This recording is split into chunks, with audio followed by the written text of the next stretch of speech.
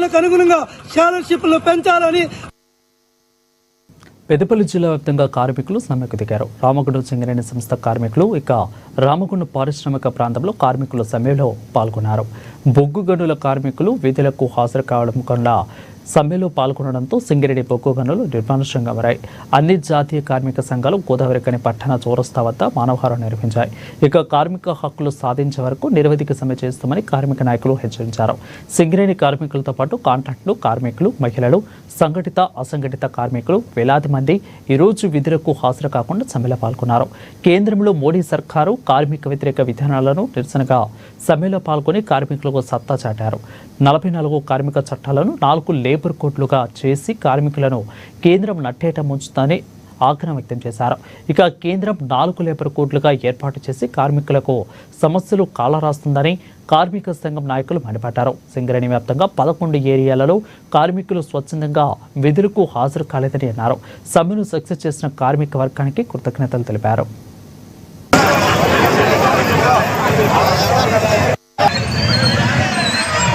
నరేంద్ర మోడీ ప్రభుత్వం 44 కార్మిక చట్టాలని రద్దు చేసి 4 కోడ్లు తీసుకురావడానికి వ్యతిరేకంగా ఈరోజు దేశవ్యాప్త సమ్మె జరుగుతూ ఉన్నది. దానిలో భాగంగా సింగరేణి కార్మికులందరూ కూడా 11 ఏరియాలలో స్వచ్ఛందంగా సమ్మెలో పాల్గొని జయప్రదం చేశారు. జయప్రదం చేసిన కార్మికులందరికీ మా జేఏసీ పక్షాన ఏఐటీసీగా విప్లవ ధన్యవాదాలు తెలియపరుస్తూ ఉన్నాం. దానిలో భాగంగానే ఈరోజు మన గోదావరికని చౌరస్తాలో మానవ హారం ఏర్పాటు చేసుకోవడం జరిగింది. దీనిలో పాల్గొన్నటువంటి కార్మికులకి, సోదరిమణులకి అందరికీ కూడా ఏఐటీసీ తరఫున, జేఏసీ తరఫున ధన్యవాదాలు తెలియపరుస్తాం. ఆనాడు రైతాంగం మీద మోపినటువంటి ఏదైతే 4 చట్టాలను రద్దు చేసుకున్నారో అదే స్ఫూర్తితో ఈరోజు కార్మిక వర్గం కూడా చైతన్యవంతంతో అనేక విప్లవ పోరాడినటువంటి ఈ కార్మిక వర్గం ఈరోజు సమ్మెను విజయవంతం చేసి దేశవ్యాప్తంగా నిరసన తెలిపినటువంటి సందర్భంగా కార్మిక వర్గానికి అందరికీ జేజేలు తెలియజేస్తూ ఇదే స్ఫూర్తితో మనం నిరసన తెలియజేయాల్సినటువంటి అవసరం ఉన్నది. అవసరమైతే కేంద్ర ప్రభుత్వ విధానాలు, కార్మిక వ్యతిరేక విధానాలను నిరసిస్తూ ఏ పిలుపు అయితే దేశవ్యాప్తంగా ఉన్నటువంటి సంఘాలు పిలుపునిస్తాయో ఆ పిలుపు మేరకు మనం అంతా కూడా స్పందించాల్సినటువంటి అవసరం ఉంది అనేటువంటిది ఈ సందర్భంగా తెలియజేస్తున్నాం. జై తెలంగాణ. 44 చట్టాలను 4 కోడ్లు మార్చాలంటే ఆనాడు రాజ్యసభలో బలం లేక మిగిలిపోయింది. మళ్ళీ 2019లో అధికారంకి వచ్చిన తర్వాత దాన్ని ప్రవేశపెట్టి ఇవాళ కార్మిక వర్గాన్ని రోడ్డు మీద తీసుకొచ్చి ఇవాళ 44 చట్టాలు 4 కోడ్లుగా మార్చి కార్మిక వర్గానికి ఇవాళ కార్మిక సంఘాల ఉనికే లేకుండా, అసలు కార్మిక సంఘం పెట్టుకునే అవకాశం లేకుండా ఇవాళ ఏదైనా సమ్మె చేస్తే 5 లక్షల జుర్మానా, జైలు.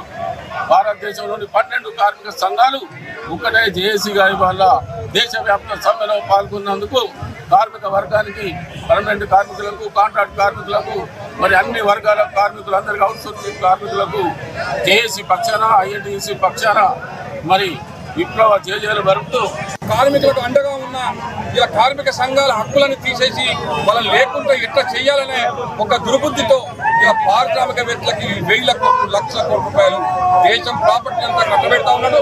ఇలా ప్రజలందరికీ కూడా రకరకాల పన్నులతో ఇలా వేధిస్తూ ఉన్నాడు.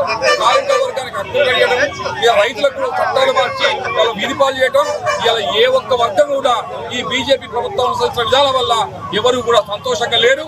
ఇలా ఈ పిలిపే నరేంద్ర మోడీ ప్రభుత్వాన్ని గద్దెదించడం కోసం ఉపయోగపడుతుంది. కార్మిక వర్గం అంతా కూడా ఇదే స్ఫూర్తితో రాబోయే కాలంలో నిరవధిక సమ్మెలు రైతుల్లాగా చేసి మన హక్కులు, మన చట్టాలు కాపాడుకునేంత వరకు కూడా అందరూ ఐక్యంగా ఉండాలని చెప్పి జేఏసీ పక్షాన, సిఎస్సీ పక్షాన విజ్ఞప్తి చేస్తారు. కార్మిక వర్గం కాదు, దేశంలో ఉన్నటువంటి కార్మిక వర్గం పైన కాకుండా రైతాంగం పైన, ఆదివాసుల పైన ఇవాళ ఉక్కుపాదం మోపి ఆదివాసుల భూములను గుంజుకోవడం కోసం కార్మికులను, ప్రజల ఏదైతే ప్రభుత్వ రంగ సంస్థలు ఏవైతే ఉన్నాయో ఆ సంస్థలను కూడా గుంజుకొని కార్పొరేట్ సంస్థలకు తారాదత్తం చేయడం కోసం మోడీ ప్రభుత్వం కుట్రలు పన్నుతా ఉంది. ఆ కుట్రలు భగ్నంగా చేసే విధంగానే ఈరోజు కార్మిక వర్గం ఈ సమ్మెలో పాల్గొని చెంపపెట్టిలాగా మోడీ ప్రభుత్వానికి చూపెట్టింది. కనుక ఈ ఖబర్దార్ మోడీ ఇప్పటికైనా బుద్ధి తెచ్చుకో. ఈ ప్రభుత్వ కార్మిక వర్గానికి ఏదైతే కార్మిక సంఘాలను కుదించే విధానాన్ని మీరు వెనక్కి తీసుకోవాలని ఐఎఫ్టీయూ తరఫున, జేఏసీ తరఫున కార్మిక వర్గానికి విజ్ఞప్తి చేస్తా ఉన్నాం.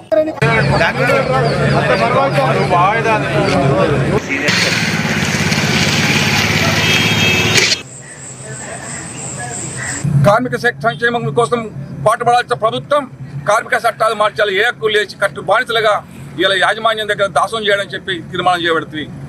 ప్రభుత్వ రంగ సంస్థలు కారు చౌకగా ఇలా కార్పొరేట్లకు అమ్ముతుంది. రోడ్లు, ఎల్ఐసీలు, బ్యాంకులు, రైల్వేలు, కోర్టులు, విమానయానం, ఇంకా నువ్వు ఏం మిగిలించమని అధికారాలు ఉండాలి. 190% ప్రజలకి మొత్తం నడ్డు విరిచేసినావు.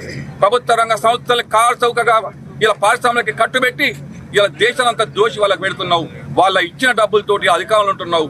అందుకే ప్రజల నుంచి తిరుగుబాటు వస్తుంది. బీజేపీ ప్రభుత్వమా, ఇప్పటికైనా మీరు ఇలా ఏదైతే పార్లమెంట్ లో చట్టాలు రేపు భవిష్యత్తులో జరగబోయేటువంటి ఏ పోరాటానికైనా తెలంగాణ బొగ్గర కార్మిక సంఘం సిద్ధంగా ఉన్నది. ఇవాళ కార్మిక హక్కుల రక్షణ కోసం, పారిశ్రామిక రక్షణ కోసం లేబర్ కోడ్లను రద్దు చేసి కార్మిక చట్టాలను కొనసాగించే వరకు ఇవాళ తెలంగాణ బొగ్గరి కార్మిక సంఘం పోరాడుతుందని ఈ సందర్భంగా స్పష్టం చేస్తా ఉన్నాం.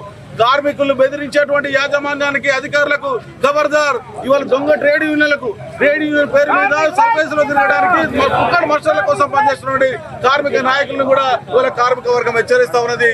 తస్మాత్ జాగ్రత్త. కార్మికులతో పెట్టుకున్నాడు ఎవడు బతకలేదు. ఇవాళ తెలంగాణ రాష్ట్రం ఏర్పడ్డదే సింగరేణి కార్మికుల పోరాటంతో. ఈ 44 నరేంద్ర మోడీ అమలు చేసిన 44 చట్టాలను రద్దు చేసి 4 కోడ్లుగా ఎట్లా విభజించిండో వాటిని వెంటనే విరమించుకొని 44 చట్టాలనే అమలు చేయాలని దేశవ్యాప్త సమ్మె జరుగుతూ ఉన్నది. ఇలా హమాలీ కార్మికుల నుండి మొదలు పెడితే ఆకాశయానం దాకా అన్ని ప్రైవేటు ప్రభుత్వ రంగ సంస్థలన్నీ ఇవాళ సమ్మెలో పాల్గొంటున్నాయి. కార్మిక కర్షక లోకమంతా గర్జించింది. నరేంద్ర మోడీ ఖబర్దార్, గద్దె దిగడం ఖాయం. నువ్వు ఈ 44 చట్టాలను నువ్వు అమలు చేయకపోతే ఇవాళ నీ ప్రభుత్వానికే ముప్పున్నది. దీన్ని గమనించి ఇలా సింగరేణి వ్యాప్తంగా జరుగుతున్న ఈ సమ్మెలో పాల్గొన్న జయశంకర్ భూపాలపల్లి జిల్లాలో కేంద్ర